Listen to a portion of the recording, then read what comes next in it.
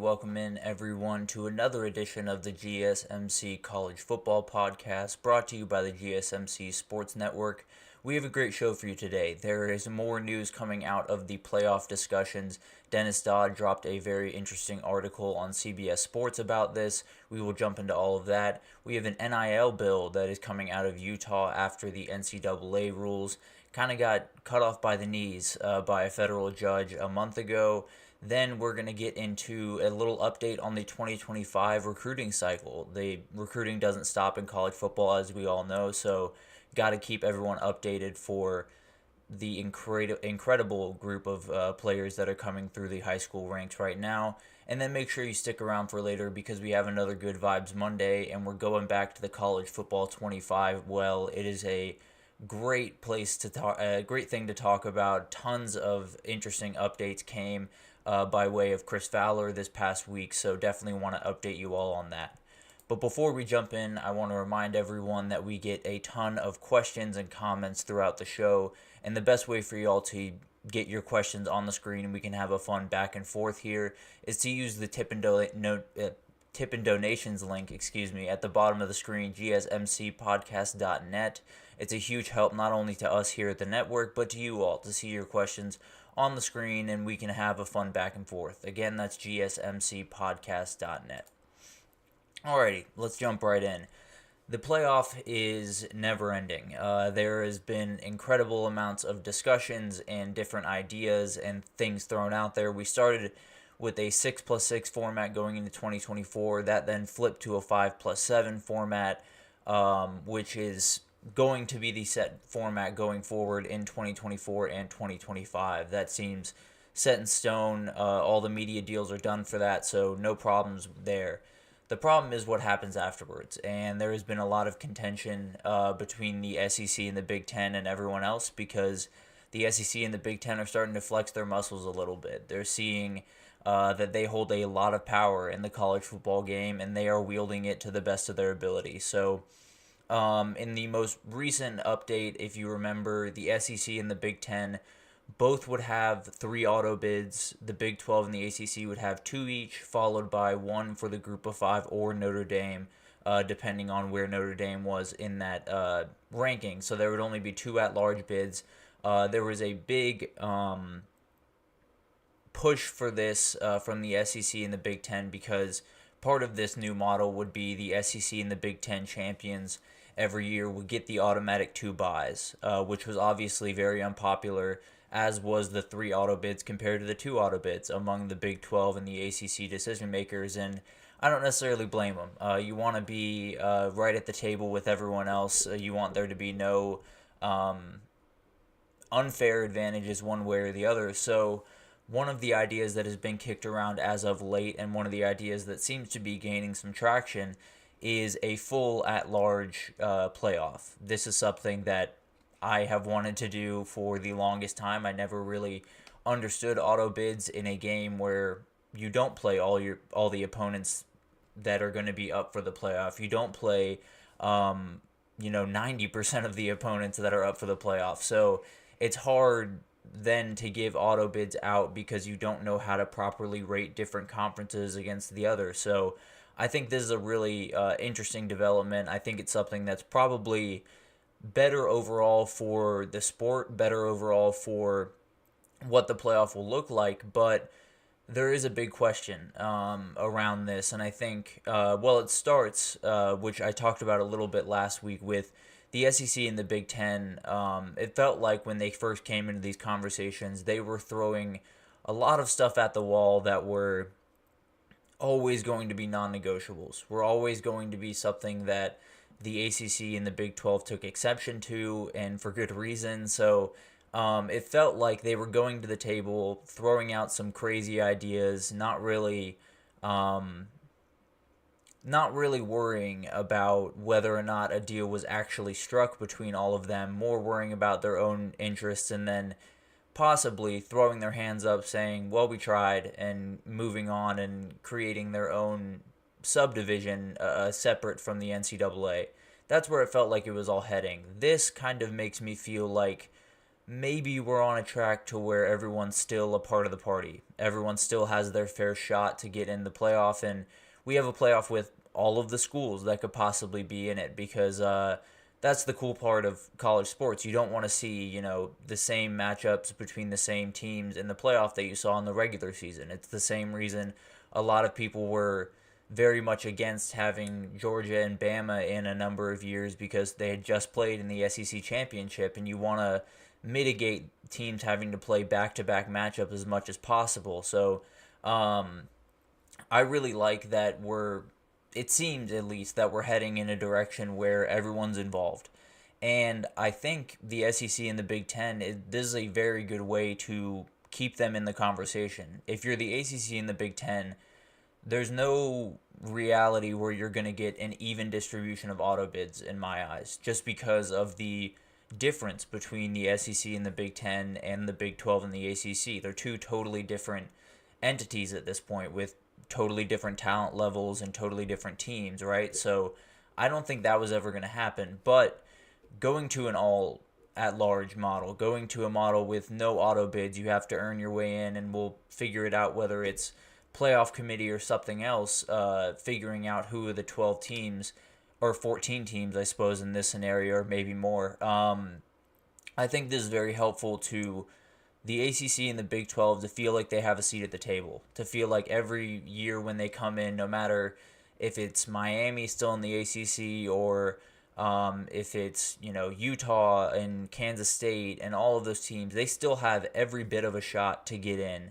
if they take care of business. But one of the things that the SEC and the Big Ten have to love is they know who they are, right? They know that they have, I can't remember the exact number, but I want to say last year, if the 12-team playoff was in effect, it would have been 9 SEC teams. So, SEC and Big Ten teams, excuse me. So, there's an understanding among them, at least, that if there's more at-large bids, it just means that there's probably more SEC and Big Ten teams because those are the best teams in the country. But then you bring in the question mark of if it is the playoff committee going forward, which was one of the things brought up in this article was this idea that the auto bid system was just cutting the playoff committee totally out of it. I tend to believe that's what they should be doing, but that's a totally different conversation that we can get to. But I think it seems like at least that the decision makers in all of this, the ESPN folks and Fox and all of the real power brokers and all of this want the playoff committee to be a part of it. It seems that they want them to be the decision makers at the end of the day. I don't necessarily agree with them on that, but they're the ones making the decisions. So it seems like at the very least they want the playoff committee intact. They want them to be handling most of this stuff. But at the end of the day, I think for the SEC and the Big Ten, this works out because you have the best teams. Greg Sankey, the SEC commissioner, has been in favor of a full at-large system. He thinks it's probably the best way for the SEC to get as big of a foothold in the playoff as possible without, breaking off into their own entity. So I think there is a little bit of everything in this type of idea with a full at-large field because everyone has a shot. There's no one in the country really that doesn't have a shot. Obviously, group of 5 teams are going to have to work a little bit harder, like Cincinnati did in 2021. So there's going to be hurdles for more teams. The ACC and the Big 12 teams, especially if Florida State and other teams start to leave the ACC, they're going to have to work harder to get in comparative to the SEC and the Big 10. But if you were to ask me, I would say I think they technically should. If there's this huge gap in talent and ability among the teams in the SEC and the Big 10 and the ACC and the Big 12, there should be somewhat of a, I don't want to say a bias, but some sort of a leaning towards the SEC and the Big 10 because a team that goes 8-4, and Ole Miss, let's say, goes 8-4 in the SEC, there's a real argument to be made that that's more impressive than going 10-2 in the Big 12, right? So there is a lot of different things at hand here, and it'll be interesting to see, first of all, what the decision ends up being, because they're kind of under a clock right now. It looks like they want to have the deal done by at least the end of the month, because you have to lock up media deals, you have to lock up sponsorships, tons of things have to happen. So they got to get this going pretty quickly, even though it doesn't take effect until 2026. So there's a lot of different opinions on this. I think the big question mark is going to be who are the decision makers, how they're making the decision, and is there really going to be an opening for a group of five team, or for even an ACC team in an ACC that looks a lot different than the one we know today? Is there going to be a real shot for them to get in, or are they going to be kind of have to go undefeated territory to even sniff the playoff? I guess we'll find out with all of that. But one of the other big players in all of this is the revenue distribution. I think this is another way that they kind of appease the SEC and the Big Ten, and kind of made them come back to the table with genuine desire to make a deal work with everyone. So one of the proposals that was thrown out, and I'm sure this will not be the last, because it does favor the SEC and the Big Ten quite a bit. Apparently, the SEC and the Big Ten would be splitting about 58% of the revenue that comes from the playoff. The Big 12 and the ACC would split about 32%, it seems, and then 10% left for Notre Dame and the group of five schools. And just so everyone's on the same page, if Notre Dame and a group of five school were to get in the same year, which seems pretty likely in the 14-team or possibly even 16-team playoff, Notre Dame would get a lot of that 10%. I can promise you that. I don't know the exact division. Maybe they would divide it evenly. I don't know. But I tend to believe that Notre Dame would get the long end of the straw there. But in the former model, it was about 78%, or around $400 million, going to the Power Five that was split evenly among the conferences, and then 22% going to the Group of Five, and then they had at their own discretion, could split that how they saw fit, depending on the year. So a lot of different things at play here, a lot of changes, and a lot of more division being made between the conferences. Obviously, the Power Five used to stand as an entity. They used to stand together, especially in the revenue format, and now that is totally different. And I totally understand that it kind of has to be to keep the SEC and the Big Ten engaged in these conversations. So if that's what has to happen, I suppose that's, I'm all for it. So be it, as it were. But I'm not necessarily the biggest fan of all the decisions being made, just because you want a college football that is as level of playing field as possible. It's impossible to make college football totally even, because you can't control how big a alumni base is for a school. You can't control how much alumni base is willing to give to an NIL collective. You can't control some of the outside stuff. But what you can control is how much money they're getting from the big entity in all of this, the college football playoff, or the NCAA, or whatever name you want to come up for with the new college football governing body that seems to be right around the corner. I think it's their responsibility to keep every team in it as much as possible. And it's really hard, obviously, to keep Wake Forest competing with Georgia. And I'm not necessarily saying they should help Wake Forest clean up the gap, but I'm just saying creating a revenue sharing system that wildly benefits the SEC and the Big Ten only inflates that difference more and more, right? It only creates more ability for them to go out and get teams, and more ability for the teams in the ACC and the Big 12 to want to go to one of these big conferences. So there's a lot at play here. I tend to believe that this is really the only way that they were going to get the SEC and the Big Ten to stick around. So I can't necessarily argue with them for that. I think this is obviously going to be a continuous battle. There's no longer any idea in my mind that they are, I think they're close-ish to a decision, in the sense that they are making headway on certain issues, but there still feels like there's a lot to be figured out. There is a ton to iron out and a ton to make sure that everyone's on the same page for before the end of the month, because if it leaks over into April, then a lot of things come into play that have to happen a lot quicker than all of these decision makers want it to be. So it seems like we're going to have a definitive answer by the end of this month, and we will keep you all updated as more details come out. I tend to hope that they land on a 16 team, no at large, or all at large bid model, because I think it makes the most sense. I think they should do a BCS type ranking system instead of like 13 people in a room making the decision. But that's all the conversations for another day. So I could break all that down in a totally different segment. But for right now, that's the playoff update. There has been a ton of stuff coming at us very, very quickly from that realm, and I'm sure it will not stop anytime soon. But for right now, it looks like we're at least slowly heading towards a resolution. But we're going to take a small break here, and when we come back, we're going to talk about NIL and a new bill that is out of Utah that is quite restrictive on NIL rules. So we will get into that right after this. I feel like I'm losing my mind. Is everybody in the world blind? Please, Lord, give me a sign, a sign. I feel like I'm losing my mind. Is everybody in the world blind?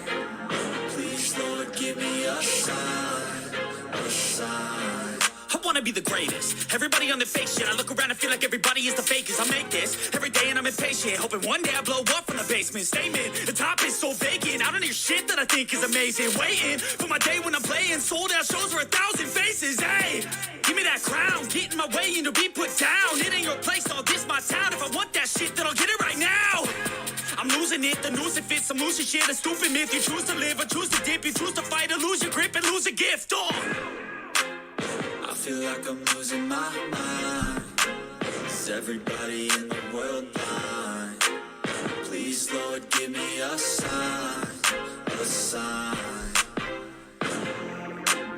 I feel like I'm losing my mind. Is everybody in the world blind? Alrighty, welcome back everyone. We just talked about a playoff update, some very, very contentious conversations going on out there in Texas right now. It seems like we'll have a resolution to the new format in 2026 and going forward by the end of the month, but we will keep you all updated on all of that. But let's jump into NIL, because there is a very interesting bill that is coming out of Utah right now that essentially is the NCAA rules, which is very interesting. Front Office Sports' Margaret Fleming did a great article about this, and in the article they talked about, first of all, the bill itself, and there is a ton of different new things that are going on, and some not so new necessarily.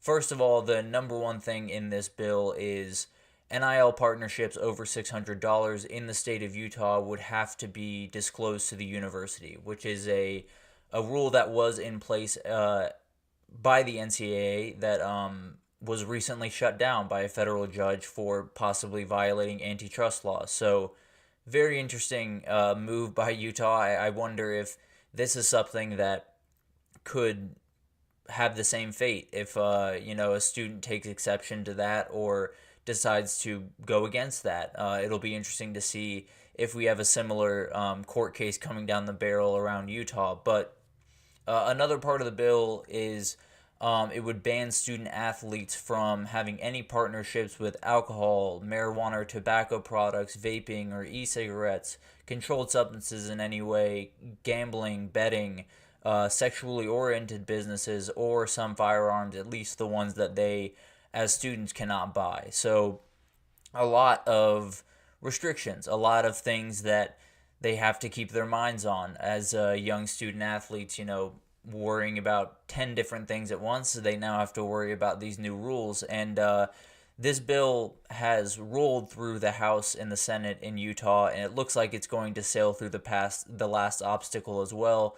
The governor has been very, very vocal including last Friday, talking about how he approves of this bill. He believes it is a good thing for the future of NIL in his state. And so it looks like it is going to get signed into law, and it will go into effect May 1st, which obviously is prime recruiting time. Tons of stuff going on around all of those campuses. So Utah and BYU have some very interesting new things that they have to teach their kids, teach their recruits, and hopefully not, suffer in recruiting because of this. But one of the bill's sponsor, Jordan Teuscher, was trying to mirror the NIL rules put in place by the NCAA. He feels like those rules made sense. However, he also said he doesn't necessarily believe that it should be up to the states to make rules, because having different rules in every single state, especially in the world of the transfer portal, is a very dangerous proposition and could get a lot of kids into trouble when they didn't even think they would be in trouble, or maybe they shouldn't be in trouble. So a lot of different layers to this that need to be put into thought when you're creating all of these different rules and regulations, because something like that, where Utah felt the need as a state to step up and get some good ideas or get some real regulations over NIL, the need for that is something that you wish wouldn't have to take place, I guess is the best way to say it. You wish that these states didn't have to get involved and we had a governing body, whether it was the NCAA or the College Football Playoff or a totally new entity altogether. You wish there was an ability to get common sense rules in place and have everyone follow them and them all be uniform, but I think it seems like there's not really that on the horizon, at least not glaringly on the horizon, as I guess. There has been a lot of desire for people in Congress to step up and create federal laws around NIL. It doesn't seem like they're anywhere close to taking action, and that makes sense. It is an election year. There is a lot of stuff going on in this country and around the world, so it doesn't seem like this is remotely towards the top of their plate, and it doesn't seem like it should be. So it seems like we are going to have to, either other states are going to have to jump in the same way Utah did, or we're going to have to get some type of governing body that can put in rules that make sense and that can be enforceable, and not enforceable in a way that is against the rules, that is against antitrust laws. So there are tons of layers here. There's tons of things to worry about. But for right now, Utah felt like they had to do something, and what they did was one of the more restrictive NIL laws in the country. And it'll hurt recruiting in some sense in Utah. All of that being said, Utah and BYU are two schools that already have some of these NIL rules in place, because they have certain rules on their campuses. They don't, on BYU at least, they don't allow alcohol, so can't have any NIL deals with alcohol. So a lot of the, controlled substances, marijuana, tobacco products, those type of rules, gambling and betting, those have been in place, it seems, for quite some time at Utah and BYU, at least since NIL has become a thing. So some of this will not be new. Some of this will not necessarily change the world that Utah and BYU students live in. But in terms of recruiting, it is a totally new thing that you have to tell a 17 or 16-year-old kid that when you come here, these are the certain things that you're going to have to follow. These are the certain things that you're going to have to worry about on top of doing football. And I think that's something that might be a deterrent to these kids. Obviously, student athletes have to worry about incredible amounts of things throughout their day, whether it's practice or film study or class, or I don't know why class was third there. Class should be number one. But tons of stuff that they need to worry about on top of NIL and all of this stuff. And if you add new rules, it creates a whole nother layer. So student athletes are going to have to be very diligent in the dealings that they make and the people that they're trusting to make these dealings for them. schools will have to make sure that they educate their athletes as soon as possible and as vigorously as possible, because you don't want to be caught in these crazy NIL lawsuits, and you don't want your student athletes getting in trouble for violating these rules that are very new, and some of them might not fully understand the rules. So you got to make sure they understand it as quickly as possible. But going back to the recruiting side of this, Utah and BYU, this is going to affect them. I don't necessarily think it's going to affect them a ton, but you never really know. There's always a worry, and one of the big things here is Utah is one of the first states to jump in and to say something about NIL and to do something this concrete about NIL. So other states are going to counter. There will be multiple states that will release their own NIL rules and regulations, their own laws, their own guidelines around NIL in general. So who's to say, Florida or Texas or New York or whoever is not able to create a law that is not quite as restrictive, that is a little bit nicer to the student athletes, that gives you a little bit more leeway and a little bit more time to worry about football instead of worrying about the different contracts you're signing and everything like that. So there is going to be a very interesting little battle, I suppose, between different lawmakers in different states, because these college football programs bring in a ton of money to the state. There's no two ways about that. And if you cut them off at the ankles in recruiting and all of that type of stuff in NIL, you're going to hurt the amount of money that is getting brought in by these teams, and then hurt the amount of money that's going to the state. So all of this is a domino effect, and it'll be interesting to see how other states counter. It'll be interesting to see how, or if other states counter, that is. And I think one of the things that is kind of saving Utah in some of this craziness is it doesn't seem that they will have to disclose, or it doesn't seem like the dealings that they make or the deals that they sign will become public record as they would before. So for a long time, pretty much since the inception of NIL, when you sign a deal above, I believe $600 was the moniker. It might be a little bit more than that, but those would immediately go into records, and then they would become public record after X amount of time. I'm not sure exactly how long, but that would not be the case in Utah. So all of your dealings would be under wraps, essentially, at the university level. So a very interesting little tidbit in there. The sponsor of the bill, just felt like it wasn't anyone's business. These are private contracts that should stay private. So it's a very interesting last layer to kind of throw on there. But recruiting is going to be affected in Utah. I don't think there's any two ways about that. Whether it's affected a ton, I'm not necessarily sure, because a lot of these rules were kind of in place at Utah and BYU because they're different universities than everywhere else. So it'll be really interesting to see how all this kind of works out. But if recruiting does kind of suffer a little bit, someone like Kyle Whittingham is not going to lose his step. He is one of the best coaches in the country and develops talent as good as anyone. So he's someone that could definitely ride out a wave of not necessarily the best recruiting in the world. So overall, I tend to agree with the sponsor of this bill that states should not be the ones handling NIL, or at least they should not be the ones long-term handling NIL. There has to be uniform laws across the entirety of college football. And whether that's the federal government getting involved, as I've said, I don't necessarily think that's happening anytime soon, but or a new governing body for college football, whatever that looks like, there needs to be common sense, wide-reaching laws that kind of cover NIL, because if there isn't, kids are going to get taken advantage of. You're going to lose fans to this kind of professionalized model that it's slowly becoming in college sports. You're going to have more kids transferring. You're going to have a ton of horror stories of kids signing deals and not understanding what the deal is and losing money.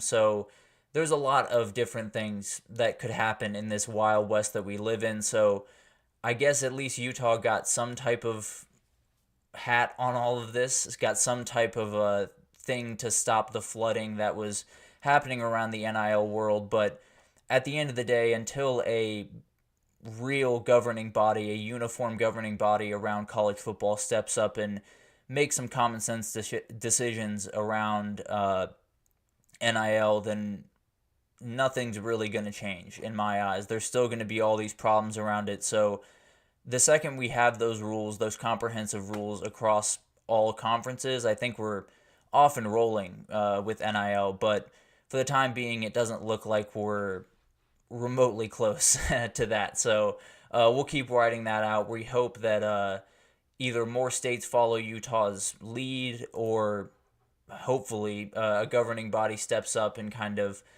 creates that structure for everyone. But we're going to take another break here, and when we come back, we're going to talk about the 2025 recruiting cycle. There are a ton of kids in high school that are just wildly talented in this group. This is a really, really good recruiting class, so want to get y'all updated as quickly as possible on what's going on early in the 2025 cycle. So stick around, and we will be right back.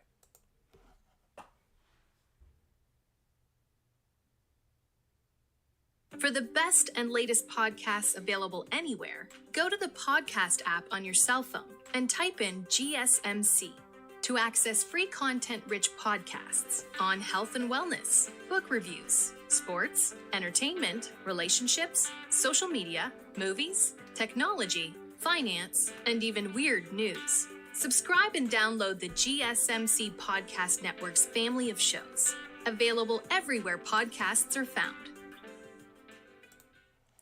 Alrighty, welcome back everyone. We just talked about a new NIL deal that just came out of Utah that is a little bit more restrictive than some other ones out there, but let's get into some recruiting talk. The 2025 recruiting cycle is well underway. There are a ton of guys that are already committed. There are a ton of guys that are starting to heat up towards a commitment, setting some official visit dates over the summer, which is the crazy time for recruiting, but got to get y'all primed. There is a ton of really, really talented guys in this cycle, and we're going to start on the offensive side of the ball because breaking down everyone in this class in one segment would be near impossible.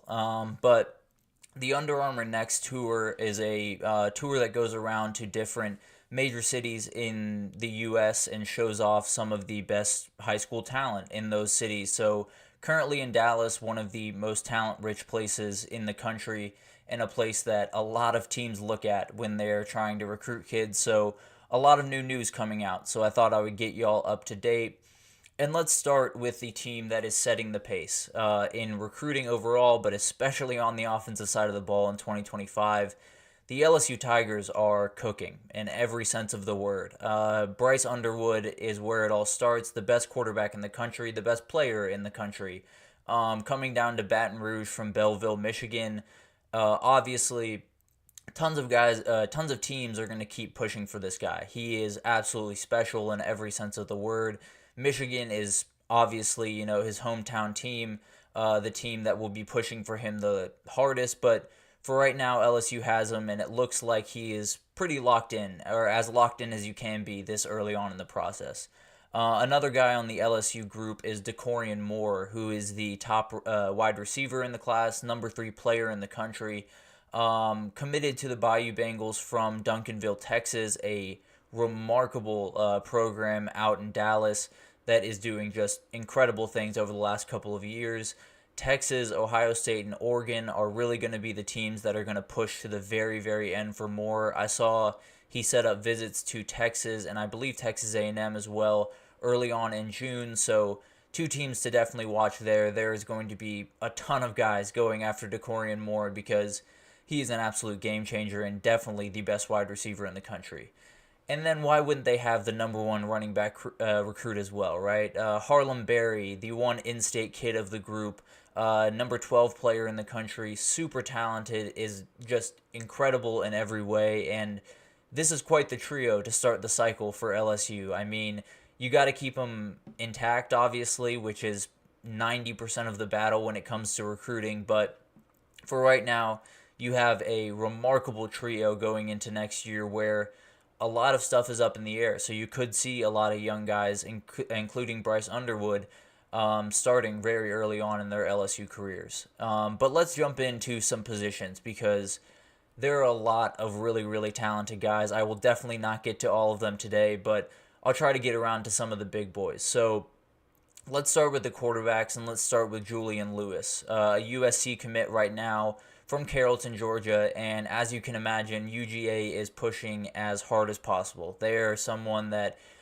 is definitely someone to watch. I think USC is a little bit worried about the Bulldogs right now, but number 2 quarterback in the country, USC has just got to hold on to him. I think they lost Malachi Nelson. He wasn't necessarily the player that I think a lot of people, including myself, thought he was going to be at USC. He is now at Boise State, so you need the guy to step in. It looks like Julian Lewis could be that guy, but you got to hold off the big dogs before you can get him. So him with Lincoln Riley would be an absolute show. He would be incredible to watch, but you got to fend off UGA to do it. And then a couple of in-state kids that are going to their big schools is George McIntyre out of Brentwood, Tennessee, heading to be a Vol, at least as of right now, is locked in to be a Tennessee Volunteer.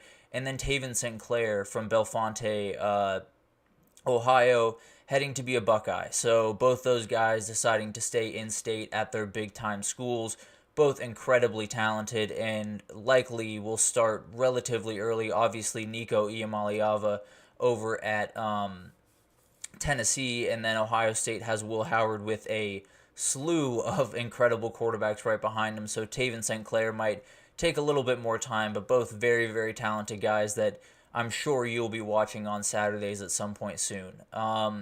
And then we got a couple more notable guys. Deuce Knight from Lucedale, Mississippi, a Notre Dame commit, I think number 4th in the country overall. KJ Lacey, a Texas commit from Alabama, which is very interesting because he was a teammate of a current Bama wide receiver, Ryan Williams, that just signed there and is now on campus for spring workout. So Bama will be pushing hard for KJ Lacey. There's no two ways about that. And then Madden Iamaleava, the brother of Nico, is a 4-star that is uncommitted right now. Could be going to Tennessee, but as we talked about earlier, George McIntyre is a hard guy to pass up. So it could be that someone else gets an Iamaleava on their roster. And then Decorian Moore, we talked about earlier, his teammate, Keelan Russell at Duncanville, currently an SMU recruit, but tons of guys are pushing for this kid. He has played a ton of winning football. It seems like he's going to be a little bit hard to flip from the ponies, but Florida is one of the teams that is pushing incredibly hard to get that guy's services. So let's run over to running backs now. Let's talk about the guys that will be flanking these quarterbacks possibly at the next level. We talked about Harlem Berry. He is out of this world, number 1 guy in the class. Let's talk about the number 2 and 3 guys in the class. Number 2 is Akeelan Deere. He is someone out of Mississippi. He has been crystal balled to Ole Miss. I'm sure Ole Miss will do anything to get that in-state kid on campus as quickly as possible, especially with Quinshon Judkins out the door. So you need some running back help as soon as possible. Obviously, this is a little bit down the road, but got to keep that train moving if you want the Lane Kiffin offense to keep rolling the way it has been. And then we have a Clemson commit, Gideon Davidson from Lynchburg, Virginia. Both incredibly talented. Only other top 10 running back that is committed is Anthony Rogers, who is committed to Bama. So only 3 guys committed in the top 10. 4 others have crystal balls. Those include Bo Jackson, which is an awesome name for a running back. I would want that kid immediately. He is crystal balled to Ohio State. Jordan Davison was crystal balled to Texas. Alvin Henderson to Auburn. So tons of guys still on the board here. A couple of guys that are committed and sealed, but definitely a lot to be said in that running back class and a lot of really talented guys to choose from. But let's jump over to wide receivers. We talked about Decorian Moore. He is an absolute game changer in every way. One other top guy is actually committed, which is the number 5 guy in the class, or number 5 receiver in the class, Dallas Wilson. He is headed to Oregon, it seems. Caleb Cunningham, the number 2 guy in the wide receiver class, is kind of a battle between his home state, Ole Miss, and Mississippi State. He is a Mississippi kid, and it seems like both those schools are doing everything in their power to get his services, and with Jeff Lebby over at Mississippi State, I wouldn't necessarily count out the Bulldogs quite yet. Another guy, Jamie French, with two F's at the beginning, which is very interesting, was a Bama commit up until mid-January when the coaching changes started to happen. He has taken visits to USC, Florida State, and Texas since then, so tons of teams that will be pushing for him, but Bama's still right in the thick of it for him. All of the top 5 guys here are 5 stars, tons of talent in this wide receiver class, so whoever pops up on your screen, definitely check out their highlights and check out what they did in high school, because I'm sure their numbers are just mind-boggling. But let's roll on over to tight ends. And imagine that the top tight end in the class is going to UGA, Ellis Williams from Camden County High School. They also have a commitment from Ethan Barber, the number 9 tight end in the class. So Georgia and Todd Hartley continue to do what they do best, which is just load that tight end room with talent. But the 2 guys behind Ellis Williams are Lincoln Cure and Keoti Armstrong at 2 and 3. Cure looks like he is going to be heading to Kansas State, has been crystal balled there, but I'm sure there are a ton of teams looking for his services. And Armstrong's kind of up in the air. He has scheduled visits to A&M and Texas for June, so those are 2 teams that are absolutely in it, but a lot up in the air for that guy as well. So the only other top 10 commit that is in this tight end class is James Flanagan, a 4-star out of Green Bay, Wisconsin, who is set to go to Notre Dame right now. So still a ton to figure out in this tight end class, a ton of guys that are still on the board, but right now it's UGA as always kind of dominating that tight end recruiting right now. And let's jump to O-line, where UGA is doing just fine as well. And let's start with offensive tackle. David Sanders Jr. is kind of leading the pack out of Charlotte, North Carolina, Providence Day School. Not a ton of crystal balls from him. There are a million teams that are going to be in on him, so we will definitely keep you updated with what he does. He is followed closely by Michael Fafusi, who is out of Louisville, Texas. He was recently crystal balled to Texas, but Oklahoma is battling very hard. Bill Bedenbaugh is one of the best offensive line coaches in the country, so it will definitely be a battle up until the end. But as of right now, it looks like Texas is in a very good position for him. Georgia has a couple of crystal balls for a top offensive tackles. Ohio State and Arkansas have commits from top 11 guys. This one is totally open, though. There are not a lot of guys that are outright committed. There are not a lot of guys. There are not even a lot of guys that have a ton of crystal balls. So still a ton to figure out with the offensive tackle. And then interior offensive lineman, the top guy, Solomon Thomas, is a Florida State commit. He seems locked in there. LSU and Florida both have top 7 guys, and Dylan Harper for LSU and Peyton Johnson for Florida, both committed. And then Georgia right back there with 2 top 10 guys, crystal balled to them, and Mason Short and Cortez Smith, both in-state guys, which always helps. But Georgia cleaning up on the offensive line the same way that they clean up at the tight end position, because those are the 2 positions that Georgia has proven that they are a little bit above the pack and than everyone else. Stacy Searles has done an incredible job there. But overall, this class is incredibly talented. I talked about the wide receivers, especially just so many names up and down that board that are incredible. I didn't even get to guys down towards the 20s like Marcus Harris, who could be total game changers the second they step on campus. So a ton of talent in this class. The quarterbacks are going to be incredible to watch. Madden Iamaliava is someone I'm watching very closely, because most likely not going to Tennessee with George McIntyre already committed there, but you never know what happens. So it'll be interesting to see what he does. Tons of guys to watch. Jamie French is a very, very interesting prospect. And then David Sanders Jr. is a game changer. Anyone that can get the top offensive tackle in the class always feels pretty good about that. So I think he's someone that will be watching very, very closely, and definitely more to happen in this recruiting cycle. As we know, things change very, very quickly in today's age. So I will keep you updated as much as possible.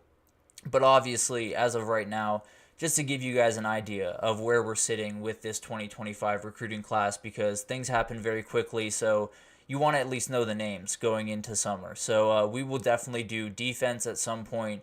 so we can jump into all the incredible defensive talent like Elijah Griffin that is on their way to the college level. But for right now, we're going to take our last break of the show. And when we come back, we're going to do a Good Vibes Monday. And it is going back to the college football 25 well. Talking about this game just makes me happy. So we're going to go back to that well. We're going to use that again. But stick with us, and we will be right back.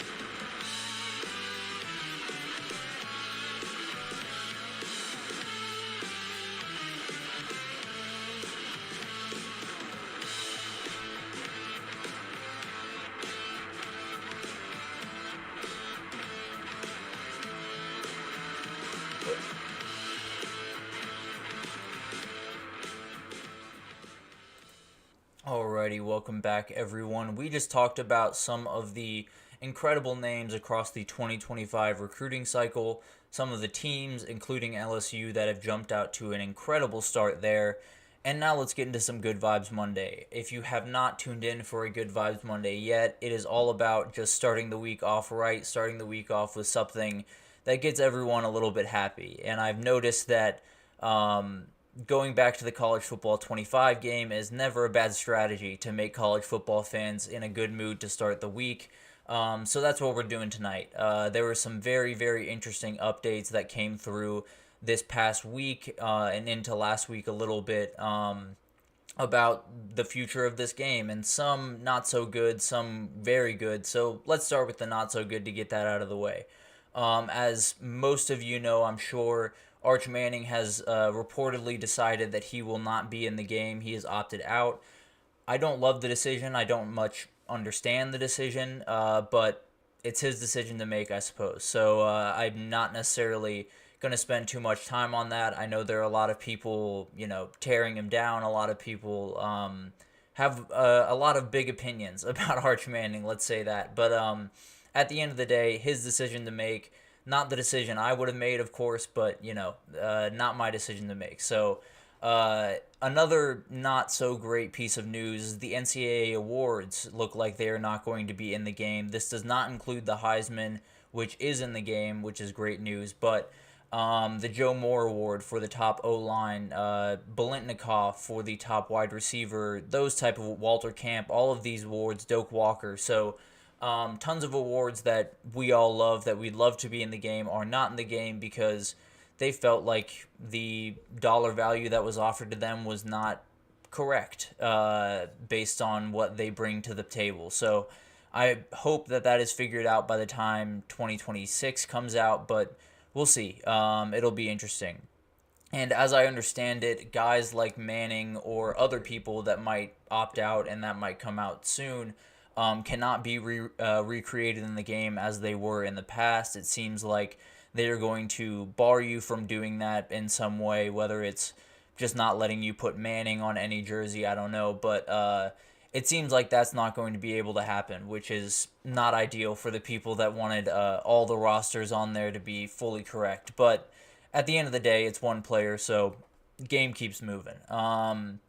But now let's get into some good news, because there's a lot of really, really fun stuff that came out this past week, and it all came from Chris Fowler, it felt like. He is the guy that if you want instant updates on this game, I feel like you should be following him on Instagram immediately, because the dude gives us a lot. He gives us a lot of really, really fun nuggets, and it's part of the reason we love him. He gives a great peek behind the curtain whenever he can. So apparently, he had 2 recording sessions last week, which must be just remarkably exhausting. I'm sitting here talking for an hour, and it is exhausting. And he's sitting there probably talking for about 4 to 6 hours and saying the same lines over and over, just with a new team inserted in. So I can't imagine how exhausting those are. But he said he recorded all of the playoff voiceovers, which is very exciting. He did the on-campus games, the quarterfinals, the semis, and obviously the national championship. He said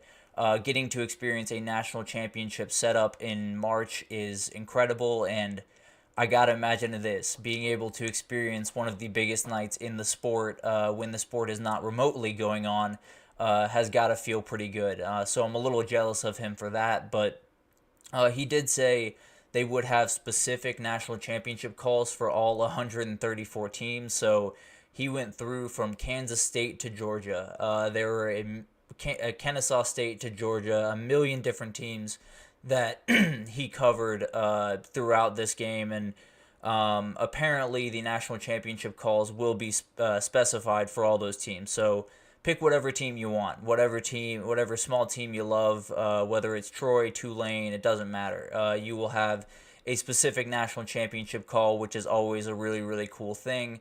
Apparently, if you pick Colorado and Dion, you will get a very interesting playoff call, one that might be a little bit more special, which I think makes a little bit of sense given how Colorado has been the talk of the town for the last little bit. So if that inclines you to pick the Buffs, then go right for it, because apparently that call is a little bit more special than the others, let's say. This game has pretty much everything. The detail in this game is going to be absolutely remarkable, it seems, and one of the other ways that they have proven that is Chris Fowler said he recorded one this week, or last week, I suppose, where if you win a game where your defense recovers a fumble in the end zone to win a game, that is in the game. So everything that you could possibly think of, even a scenario that happens very, very rarely and almost never is in the game. So you could have any number of things happen, and I'm sure that they have had some type of call with Chris Fowler doing that. So another great addition to this game, because that's what we want when we play these games. We want as much reality as possible, as much, real fun calls as possible, and specific calls, because in past games, whether it's been NCAA or FIFA or any of these sports games, some of the calls at times have been a little bit bland. Let's be honest. There have been some guys kind of missing the mark a little bit over the years, but it seems like this one is going to be very high energy, and having Chris Fowler on the call is as good as it gets. He also said in his video, and it's been reported a number of different places, that over 10,000 players have already opted into the game. The original report said around 11,000 invitations, or a little bit more than that, were sent out to players, so a remarkable return rate for kids opting into this game, and I would expect nothing less. I think all of these kids, including are right around my age or a little bit younger, which sounds weird to say, but a lot of these kids are just reliving their childhood, and being in this game is an absolute dream come true, so totally makes sense that all of these guys are jumping at the bit and really, really want to be a part of this game. That would be around $6 million that has been sent out by EA to all these kids, about 600 apiece, what was originally reported. So quite a big chunk of change to be sending out to these athletes. But if that's what needs to happen to have this this game be as good as possible and kind of bring back all the feels for the kids my age, I'm all for it. So another piece of good news that could be very interesting here in the next little bit is there seems to be another window to opt into the game. So guys like Arch Manning, and it doesn't seem like any other athlete has been at least forward or open about their plans to not participate, but only 10,000 or a little bit over 10,000 have accepted, 11,000 were sent out. So there's still a number of guys that are waiting for whatever to happen. So it'll be interesting to see if any of those guys jump in the second iteration. Hopefully Arch Manning changes his mind and jumps in, but we'll see. There's still a ton to figure out about this game. And I think everyone wants this game to come as quickly as possible, but it seems like it's taking time for a good reason. It seems like all of the stuff is being put in order. They're getting their ducks in a row, and they're making sure that all of the fans that buy this game, none of them are disappointed in the detail, in the atmospheres, in the calls, and all of the stuff that we love about this game. Especially, incredible Chris Fowler call is unlike anything else in this sport. So having all of that stuff in the game, having so much detail in the game, whether it's having NIL in the game, transfer portal, being able to customize your own conferences, which I will definitely be playing around with once I get on there, because I don't love the conference situation we got going on. But that's, again, a conversation for another day. But I think it's going to be an incredible game. I really do feel that way. I really hope it comes out on time, because I'm going to get impatient very quickly as summer starts to approach. But it's an incredible way for me and so many others, I'm sure a lot of you watching this, to kind of relive really, really great parts in our childhoods. It was something that I did with my friends on hours on end, whether it was Dynasty mode or Road to Glory was where I spent a lot of my time creating some weird players, like Ezekiel Chubb-Net and, Ezekiel Elliott, Nick Chubb, and Leonard Fournette, little amalgamation of those three players.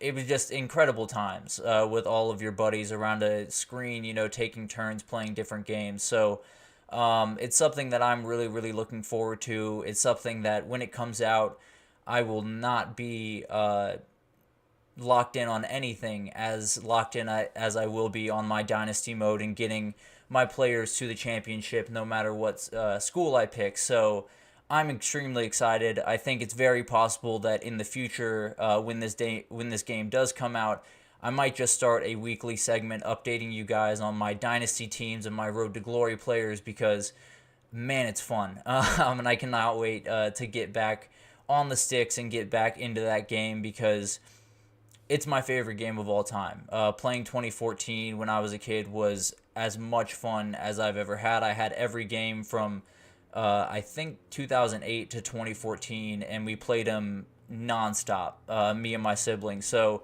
incredibly happy to get this game back. We will figure out what the logistics are if I'm going to do a little Dynasty mode. Maybe y'all can drop some ideas for teams that I can take to the national title, hopefully, in the comments. But so excited for this game. Could not be more excited for a video game. I'm not necessarily the biggest gamer in the world, but this is one that I will absolutely pre-order. I will be waiting for it to come out, and when it finally comes out, I will be essentially off the planet for about 12 hours because I will be so locked in. So whoever needs to get in contact with me a couple of days after this game comes out. But for now, we have to wait. For now, we're going to wait a little bit longer, and hopefully some more details come out to get us even more and more excited, and hold off that need for the game as long as possible, because it's just going to be incredible when it comes. And I cannot wait any longer, but we got to. So that will do it for this edition of the GSMC College Football Podcast, presented by the GSMC Sports Network. Thank you so much for tuning in.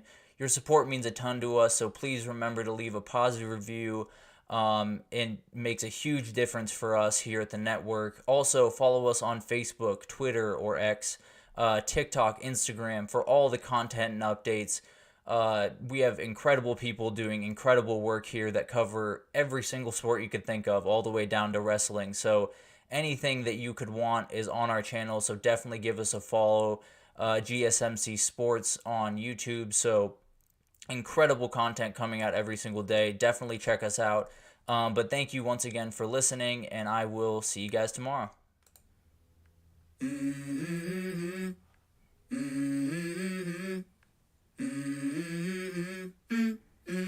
Let's go. I wake up to a little bit of drool on my pillow, feel like it's gonna be a bad